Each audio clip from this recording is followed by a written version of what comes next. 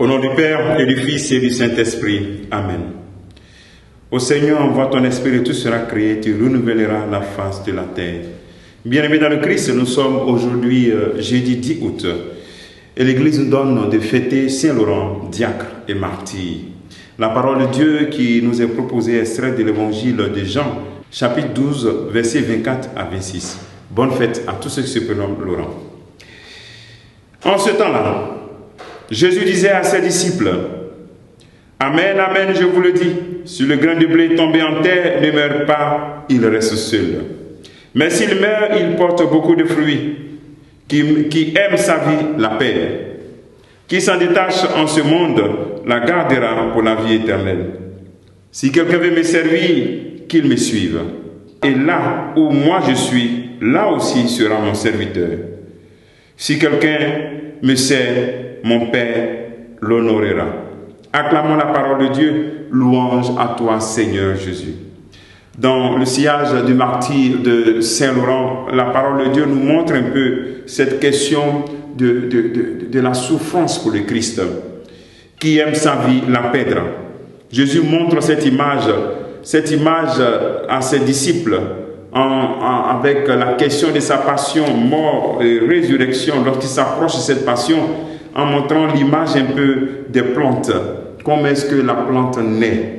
Voilà, Jésus montre cette image du principe de la naissance d'une plante, la graine qui meurt pour pouvoir donner du fruit. C'est vraiment fort. Il préparait ses disciples à bien vivre la question de sa passion, mort, résurrection.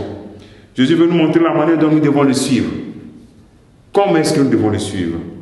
Se détacher de sa vie. C'est reconnaître que je n'en suis pas l'auteur. En réalité, c'est cela. Nous sommes tous nés, mais personne ne s'est créé lui-même. Donc, se détacher de sa vie, ce n'est pas, en réalité, on parle de perdre sa vie, mais c'est gagner plus sa vie. C'est reconnaître que je ne suis pas créé, il y a quelqu'un qui m'a créé. Et donc, je me détache de ma vie, je reconnais que je ne suis pas l'auteur de ma vie, et je consacre ma vie à celui qui en est l'auteur. Reconnaître que Dieu est l'auteur de ma vie, et tout lui donner, non à moitié, comme lui nous donne tout. Jésus nous montre comment aimer mieux notre vie en fait. C'est-à-dire celui qui aime mieux sa vie, il la donne. Il la sacrifie en réalité, mais en parlant de sacrifice, il élève sa vie. C'est pour ça qu'à la fin il dit, mon Père l'honorera. Il va honorer celui qui s'est sacrifié sa vie, donner sa vie pour les autres. Aimer, c'est servir. Et servir, c'est se perdre dans la vie de Dieu et dans la vie des autres. Se perdre, c'est-à-dire, ma vie n'a de sens que pour Dieu.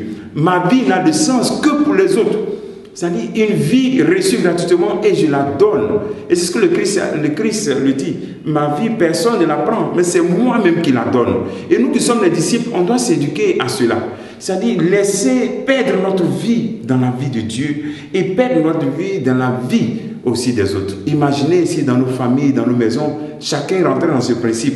Oh, comme les maisons sont vraiment des lieux vraiment de gloire et de paix. Mais en réalité, comme disciples de Jésus-Christ, nous sommes appelés donc à rentrer dans cette vision d'élever notre vie. Nous voyons comment le Christ a terminé. Il est ressuscité et sa gloire continue de rayonner même sur notre vie.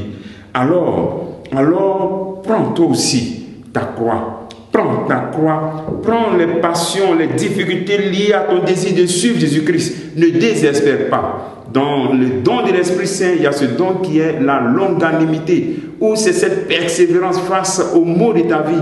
Tu persévères, tu ne lâches pas prise. Tu dis c'est encore possible. C'est cela ta croix. Alors tous ceux qui veulent suivre Jésus-Christ, voilà ce qui nous attend. Il y a une part de souffrance, il y a une part de difficulté, il y a une part de sacrifice. Demandons au Seigneur de nous donner cette grâce vraiment de comprendre ce mystère de la croix. La croix pour être fidèle à Dieu. Et que par l'intercession de Saint-Laurent, tu puisses te retirer aujourd'hui et te dire, Seigneur, voici la croix que je t'offre. Voici ma participation infime à ta belle croix. Voici ma participation, les souffrances liées à mon désir de marcher radicalement à ta suite. Que le Seigneur te bénisse, que nous bénisse tous en ce jour, au nom du Père et du Fils et du Saint-Esprit. Amen.